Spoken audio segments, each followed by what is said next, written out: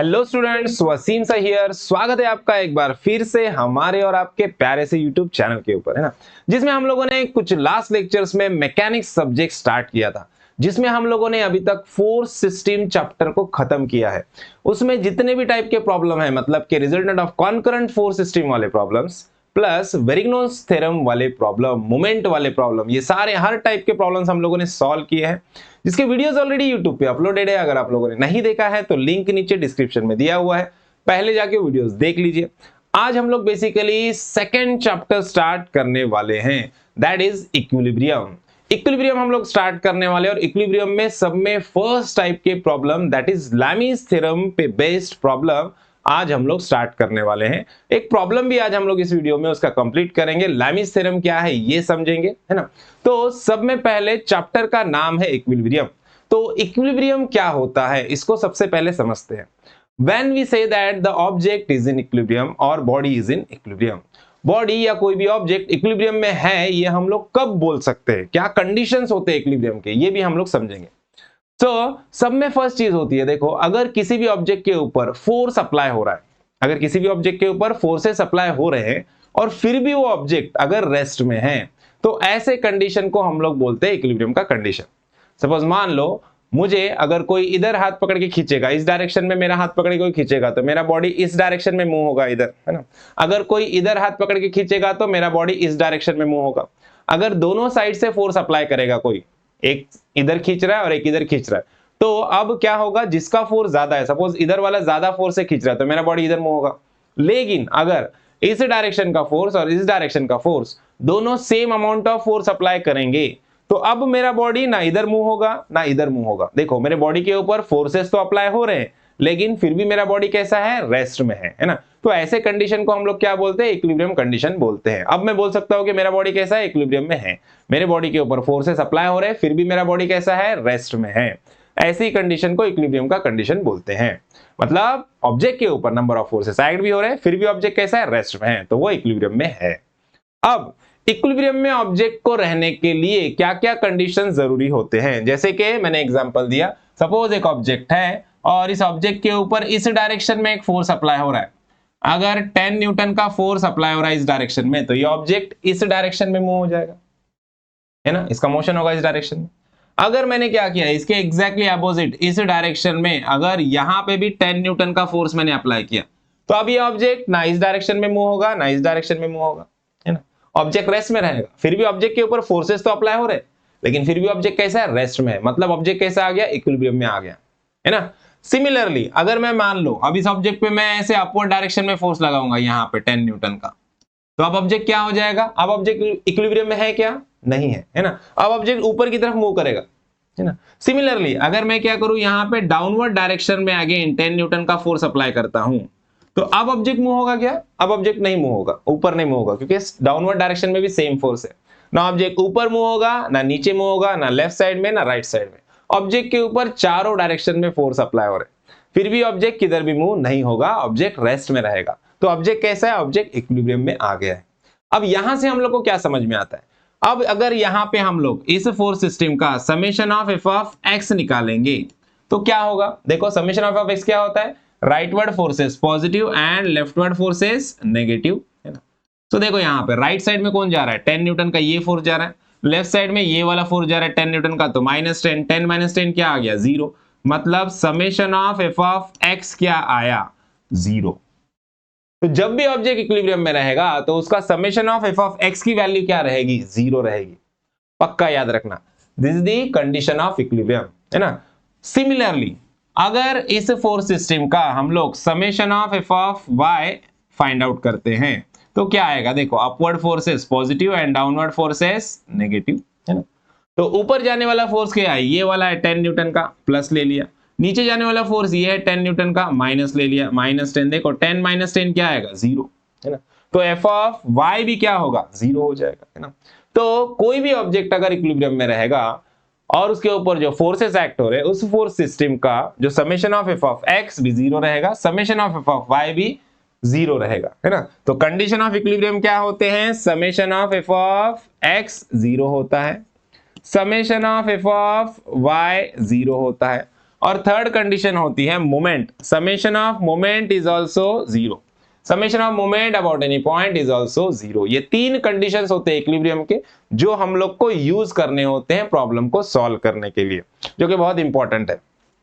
ठीक है, अब लैमिस थ्योरम की तरफ बढ़ते हैं। लैमिस थ्योरम क्या है? लैमिस क्या है? Lami's is the name of scientist, एक साइंटिस्ट का नाम है जिसने क्या किया, एक लॉ बनाया। अब ये लॉ किस फोर्स सिस्टम के लिए एप्लीकेबल है? अगर किसी भी ऑब्जेक्ट के ऊपर तीन कॉन्करेंट कोप्लानर फोर्सेस एक्ट हो रहे हैं, अगर एक ऑब्जेक्ट इक्विलिब्रियम में है और उसके ऊपर तीन फोर्सेस ही एक्ट हो रहे हैं, तीन से ज्यादा नहीं, तीन से कम नहीं, तीन फोर्सेस, वो भी कैसे? कॉन्करेंट फोर्सेस, है ना, कॉन्करेंट फोर्स सिस्टम है और तीन ही फोर्सेस अप्लाई हो रहे हैं, तभी उसके ऊपर लैमिस थ्योरम हम लोग अप्लाई कर सकते हैं, या लैमिस थ्योरम एप्लीकेबल है उस फोर्स सिस्टम के लिए। तो अब लैमिस थ्योरम क्या होता है? देखो, if an object is under the equilibrium bye the three forces, three concurrent coplanar forces, then each force is proportional to the sine of the angle between the other two forces. ये है statement हमारे Lami's theorem का। अब Lami's theorem exactly होता क्या है, इसको समझेंगे। देखो, लैमिस थ्योरम एग्जैक्टली क्या होता है, इसको समझेंगे। थोड़ा सा इसको हम लोग यहां से इरेज कर देते हैं, ये चीज अपने को नहीं चाहिए यहां पे, है ना, इसको उड़ा देते हैं यहां से।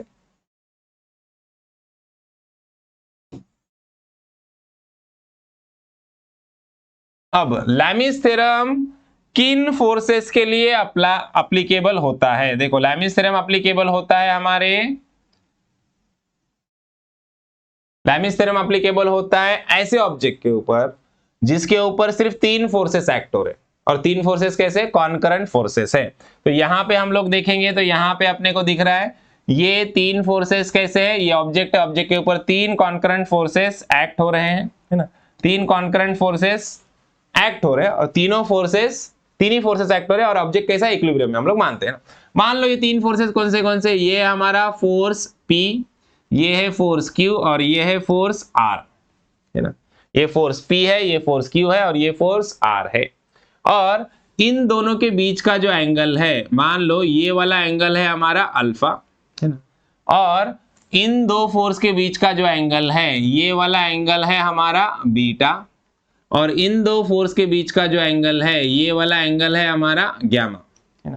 तो अभी लैमिस थ्योरम क्या बोलता है? लैमिस थ्योरम बोलता है कि each force is proportional to the sine of the angle between the other two forces। तो यहां से हम लोग को लैमिस थ्योरम का स्टेटमेंट मिलता है। देखो, each force मतलब क्या? अगर पहला फोर्स हम लोग P लेते हैं तो P is proportional to, किससे प्रोपोर्शनल है? साइन ऑफ दी, मतलब sine of angle between the other two forces. P को छोड़ दिया हम लोगों ने, तो बाकी के दो फोर्सेस क्या है? R और Q है। R और Q के बीच का एंगल क्या है? अल्फा है, तो नीचे क्या आएगा? साइन ऑफ अल्फा, है ना। अब ये किसके बराबर रहेगा? ये बराबर रहेगा अदर फोर्स। अगर दूसरा फोर्स हम लोग Q लेते हैं तो Q is proportional to, Q किसके साथ प्रोपोर्शनल है? Sine of the angle between the other two forces. तो Q को अगर हम लोग छोड़ देते हैं तो P और R के बीच का एंगल क्या है? बीटा है। तो यहां पे क्या लिखेंगे हम लोग? Q upon sine of beta is equals to, अब देखो तीसरा वाला फोर्स क्या है हमारा? R है। सो R अपॉन, R को हम लोग छोड़ देते हैं, R को हाइड कर दो, तो Q और P के बीच में का एंगल क्या है? गामा है। तो साइन ऑफ क्या लिखेंगे हम लोग यहाँ पे? गामा, है ना। सो ये जो इक्वेशन है, ये इक्वेशन है हमारा लैमिस थ्योरम का। इसी इक्वेशन का यूज करके हम लोग को लैमिस थ्योरम के प्रॉब्लम सारे सॉल्व करने हैं। लैमिस थ्योरम का एक ही लिमिटेशन है जो याद रखना, कि लैमिस थ्योरम अप्लाई करने के लिए सिर्फ तीन फोर्सेस होने चाहिए, तीन से ज्यादा भी नहीं, तीन से कम भी नहीं। और तीन फोर्सेस कैसे होने चाहिए? कॉन्करेंट फोर्सेस होने चाहिए, तभी हम लोग लैमिस थ्योरम अप्लाई कर सकते हैं। समझ में आया? तो चलो अभी प्रॉब्लम की तरफ बढ़ते हैं। पहला प्रॉब्लम हम लोग यहाँ पे सॉल्व करेंगे, है ना। सो पहला प्रॉब्लम सॉल्व करेंगे लैमिस थ्योरम का। प्रॉब्लम का स्टेटमेंट एकदम सिंपल सा है, और प्रॉब्लम में डायग्राम दिया हुआ है ना, जो मैंने यहाँ पे ऑलरेडी ड्रॉ करके रखा है। तो सबसे पहले स्टेटमेंट देख लेते हैं इसका। देखो क्या दिया है, a circular roller of 1000 Newton wait. एक सर्कुलर रोलर है जो 1000 न्यूटन वेट का है, जो यहाँ पे सर्कल दिख रहा है अपने को, है ना, एंड 20 सेंटीमीटर रेडियस, और इसका रेडियस कितना है? 20 सेंटीमीटर का है। Hangs by a tie rod AB, एक टाई रॉड AB से इसको हैंग किया गया है, लटकाया गया है। अब ये टाई रॉड AB है, यहाँ पे ये जो रॉड है हमारा, ये जो यहाँ पे हमारा रॉड है वो क्या है, रॉड ए बी है, ये टाई रॉड ए बी है यहाँ पे, तो इसको नाम देते हैं हम लोग टाई रॉड ए बी, है ना। इससे इसको हम लोगों ने लटकाया है, hangs by a tie rod A B 40 centimetre. और ये टाई रॉड ए बी का लेंथ कितना है, 40 सेंटीमीटर है, ये हम लोग को दिया है। इसका रेडियस दिया है 20 सेंटीमीटर रोलर का। और क्या दिया है, rest against a smooth wall at C as shown in figure, determine the tension in the rod and reaction at point C. Point C पे रिएक्शन निकालना है और tension in the tie rod हम लोग को फाइंड आउट करना है।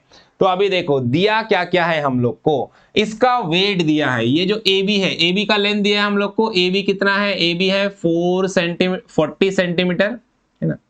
और क्या दिया है अपने को, इस सर्कुलर रोलर का रेडियस दिया है। रेडियस दिया है मतलब एग्जैक्टली क्या दिया है अपने को, देखो रेडियस दिया है मतलब हम लोग को ये डिस्टेंस दिया है ना, सर्कल का रेडियस मतलब क्या होगा, ये इसका सेंटर है, सेंटर से यहां तक का डिस्टेंस ये दिया है, ये कितना है, ये 20 है ना। और ये ए बी कितना है, ये दिया है अपने को 40 सेंटीमीटर, है ना, दोनों डायमेंशन सेंटीमीटर में है, ठीक है। और क्या बोला है अपने को, ये रेस्ट कर रहा है अगेंस्ट दिस स्मूथ वॉल, ये स्मूथ वॉल के अगेंस्ट रेस्ट कर रहा है एट पॉइंट सी, ये पॉइंट सी है बोला उसने, है ना।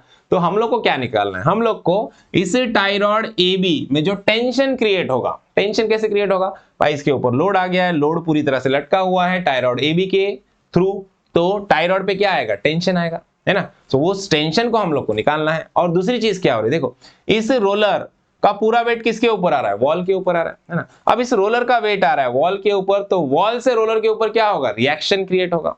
Every action there is equal and opposite reaction, हमारा न्यूटन्स थर्ड लॉ है, हम लोग को पता है। अगर किसी भी ऑब्जेक्ट का वेट किसी और ऑब्जेक्ट के ऊपर आता है तो उस ऑब्जेक्ट से इस ऑब्जेक्ट के ऊपर भी क्या होगा, रिएक्शन क्रिएट होगा।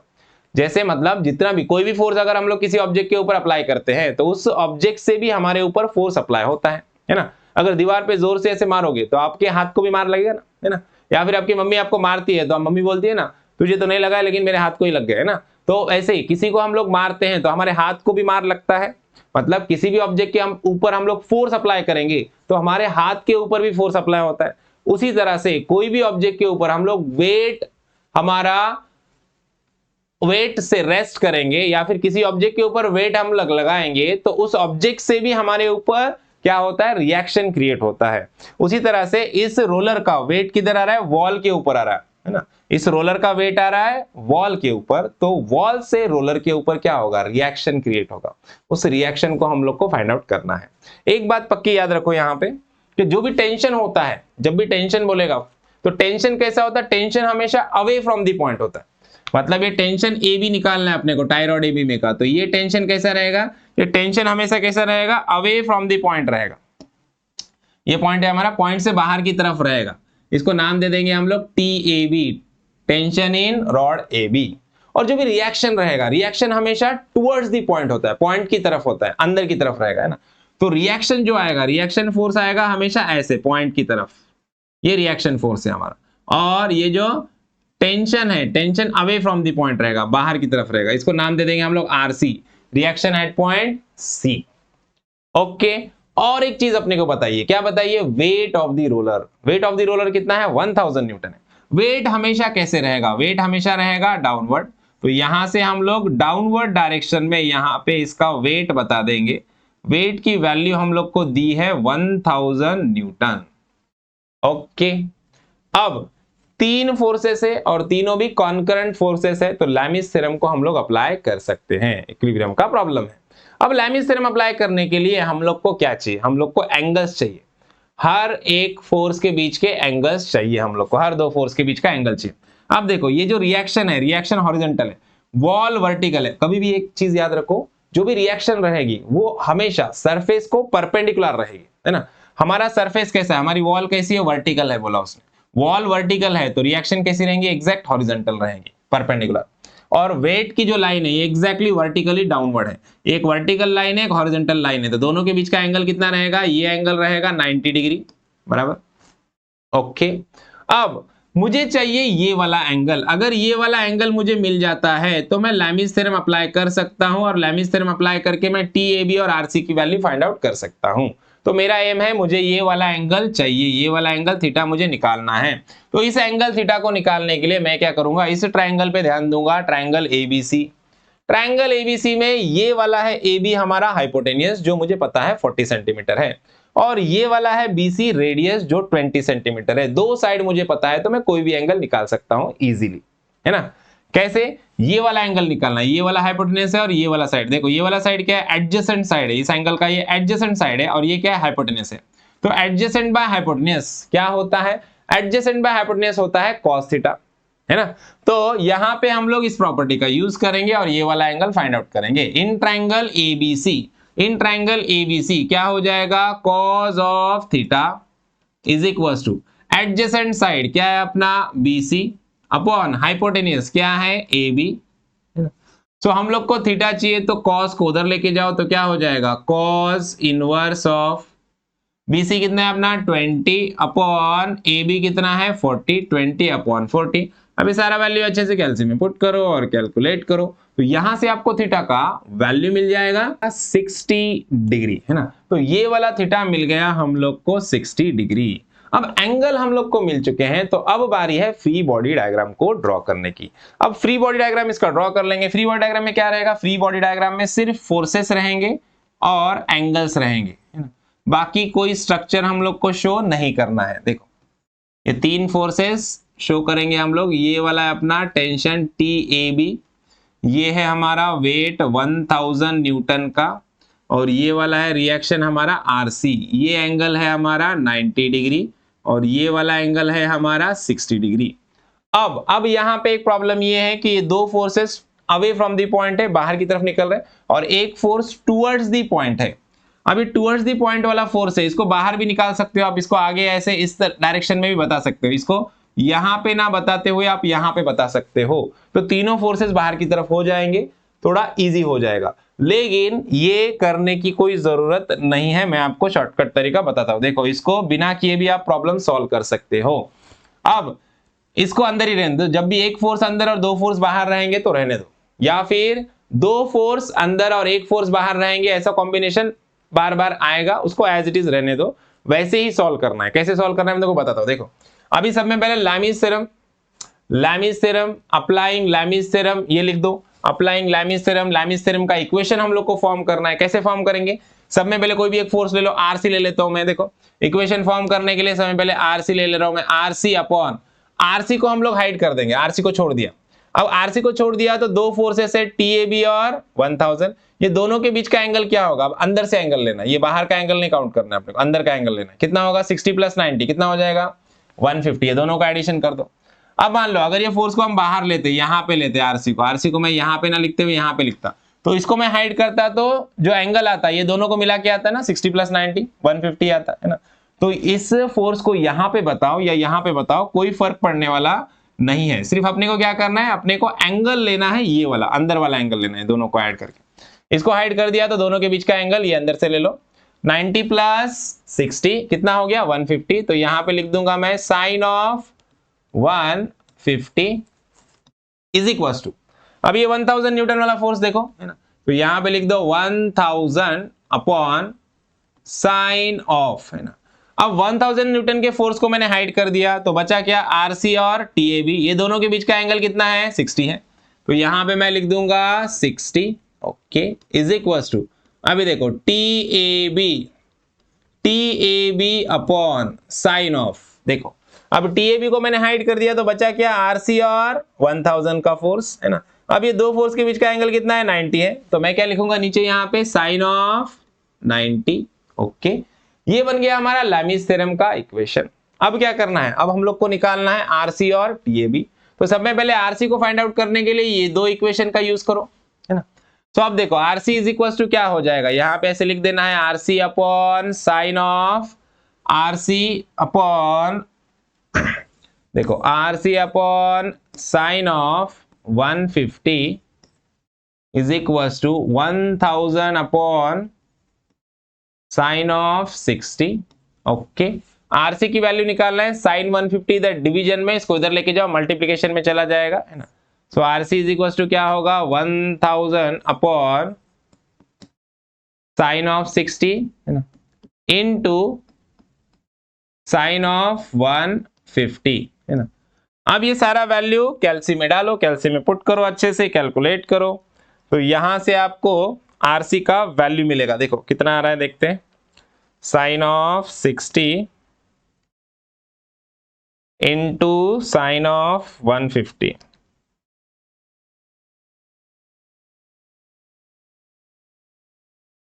तो 577.35 ये आ रहा है आंसर हमारा। सो आरसी हम लोग को मिल रहा है 577.35 न्यूटन, है ना। देखो हमारा जो फोर्स है वो न्यूटन में, इसके लिए ये वाले फोर्सेस भी क्या आएंगे, न्यूटन में आएंगे ना। इसके बाद अभी अपने को क्या चाहिए, अपने को टीए चाहिए। तो ये दो इक्वेशंस का यूज करो, है ना। अब ये दो इक्वेशन का यूज करके अपने को टीए मिल जाएगा। लिख दो इधर दोनों इक्वेशन साइड में। 1000 अपॉन साइन ऑफ 60 है ना, इनटू इज इक्वल्स टू क्या आएगा, टीएबी अपॉन साइन ऑफ 90। अब टीएबी निकालना है साइन 90 डिवीजन में, इधर गया तो क्या होगा, मल्टीप्लिकेशन में।